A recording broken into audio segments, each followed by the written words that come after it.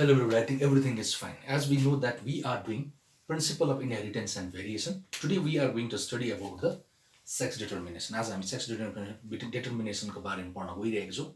We know that अब human being के कुरा गर्नु पर्यो भने there are total 46 chromosomes human beings मा, isn't it? 46 वटा chromosome हुन्छ र ती 46 chromosomes मध्ये that means 23 pairs र 23 पेयर्स मध्ये 22 पेयर्स लाई हामी के भन्छौं भन्दाखेरि ऑटोजोम्स भनेर भन्छौं. What do we use to call it? हामी यसलाई के भन्छौं रे? ऑटोजोम्स भन्छौं भने that means one pair is sex chromosome. Male मा X Y whereas female मा XX. Yes or no? Is that clear? अब यो त हामी फेरि बादमा कुरा गरौँ है. ओके, सो दैट मीन्स अब सेक्स क्रोमोसोम्स को कुरा गर्नु पर्यो भने in human and in drosophila र human being ma, in human being and in drosophila the male will produce two types of gamete, that is XY. Male ले कस्तो खालको gametes produce गर्छ रे? दुईटा खालको gamete produce गर्छ, that is XY, sex chromosomes, isn't it? Whereas female will produce only similar type of gamete, that is XX. यो भयो तिम्रो केमा? मेल ले, यो भयो केले? फिमेल ले. सो ओके, अब यो भयो मेल will produce two types of gametes X and Y, whereas female will produce only similar types of gamete, that is XX, in the case of human being and in drosophila, isn't it? अब अर्को कुरा गर्नु पर्यो भने whereas in grasshopper को कुरा गरौँ. When we will talk about the grasshopper को कुरा गर्नु पर्यो भने grasshopper मा male will produce only one gamete, that is X. So कस्तो खालको टाइप हुन्छ? XO type. Male will produce only one gamete, that is XO, whereas female will produce XX in the case of grasshopper. कुरा बुझ्नु होला नि? That means male ले XO produce गर्छ भने तिम्रो यताबाट female ले के produce गर्दछ? XX. अब यो कुरा भयो तिम्रो grasshopper को. अब let's talk about the birds को कुरा गरौँ. birds ले के गर्छ भन्दा in the case of the birds female will produce two types of gamete, that is ZW. Female will produce two types of gamete, that ZW, whereas male will produce same type gamete, that is Z in the case of the male. Okay, यो भयो तिम्रो birds को. yes or no? अब यहाँ हेर्नुस्, human beings को XY type XX female मा, grasshopper XO type XX female मा, birds को केस मा male female को केस just opposite छ human beings र drosophila मा. human being र drosophila भन्दा just opposite के देखियो भन्दाखेरि female ले चाहिँ ZW two types of gametes यहाँ produce गर्दैछ. ओके न? तर human beings र drosophila मा कसले two types of gametes produce गर्दैछ? male ले. तर birds मा के कसले produce गर्दैछ? female ले. whereas male ले same types of gametes. yes or no?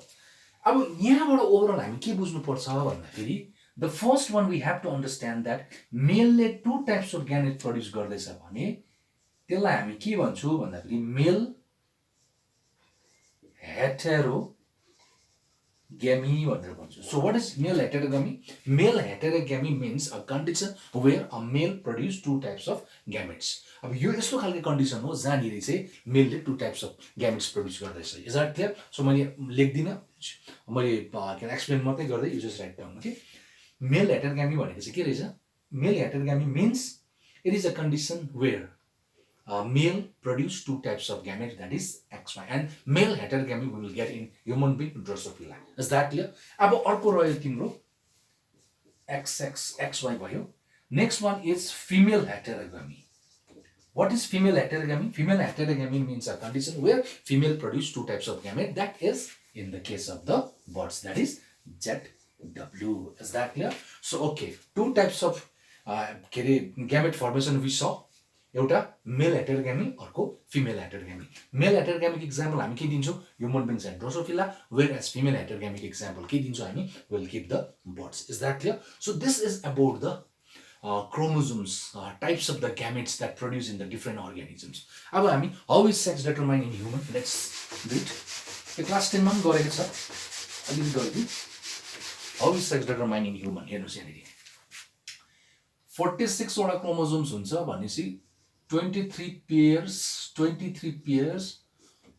22 pairs autosome भयो 1 पेयर मेलमा XY यस अर नो यहाँनिर पनि 46 भयो let's make what this is मेलको क्रोमोजोम यो भयो तिम्रो फिमेलको क्रोमोजोम अब यहाँनिर रहेछ 23 पेयर्समा 22 pairs autosomes 1 pair sex chromosome yes or no अब ड्युरिङ रिप्रोडक्सन्सको बेलामा व्हाट ह्यापन्स भन्दाखेरि आउट अफ 22 पेयर्स कुरा बुझ्नु पर्यो अब यहाँ 22 पेयर्स छ भन्नु मतलब टोटल कति भयो 44 भयो हैन टोटल कति भयो 44 प्लस x यहाँनिर 44 प्लस x भयो नि त yes or so during reproduction मेलले के गर्छ भन्दाखेरि रिप्रोडक्सनको बेलामा 22 प्लस 1 अब कुन चाहिँ ग्यामेट्स स्ट्रङ छ त्यो ग्यामेट्स पास हुन्छ अब x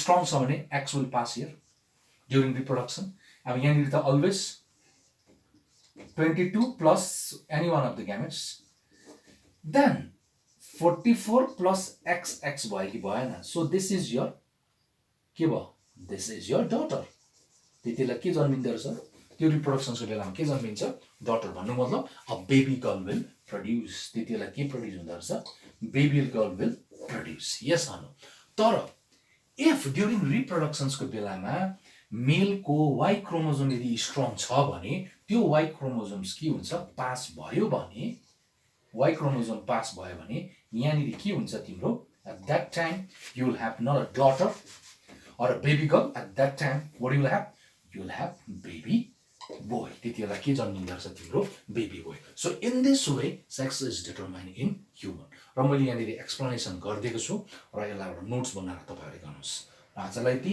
फेरि भेटौँला in the next chapter will study the next topic new topic